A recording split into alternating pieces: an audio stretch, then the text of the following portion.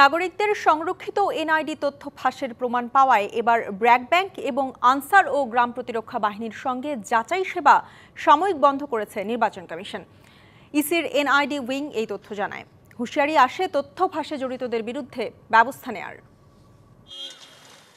NID অনুবিভাগ থেকে তথ্য যাচাই সেবা নিতে নির্বাচন কমিশনের সঙ্গে চুক্তিবদ্ধ 186টি প্রতিষ্ঠান। গত ফেব্রুয়ারিতে তৃতীয় পক্ষের কাছ থেকে তথ্য ফাঁস হওয়ার পর বন্ধ করা হয় স্বাস্থ্য অধিদপ্তর, ইউসিবি ব্যাংকের উপায়, চট্টগ্রাম পোর্ট অথরিটি, মহিলা বিষয়ক অধিদপ্তর, অর্থ মন্ত্রণালয়ের আইবাসের সেবা। এবার ব্র্যাক ব্যাংক এবং আনসার ও গ্রাম প্রতিরক্ষা বাহিনীর বিরুদ্ধে এনআইডি তথ্য ফাঁসের প্রমাণ পেল নির্বাচন কমিশন। সাময়িক স্থগিত করা হয়েছে যাচাই সেবা। যেই লিঙ্ক থেকে এই ডেটাটা তারা লিক হচ্ছিল বলে জানতে পারেন, ওই লিঙ্কে ক্লিক করলে এই দুইটা প্রতিষ্ঠান, একটা হচ্ছে আনসার বিডিপির, ওখানে আমরা যে কানেকশনটা দিয়েছি, আর ওটা হচ্ছে ব্র্যাক ব্যাংক, সেখান থেকে এই ডাটা লিকের ঘটনা ঘটছে।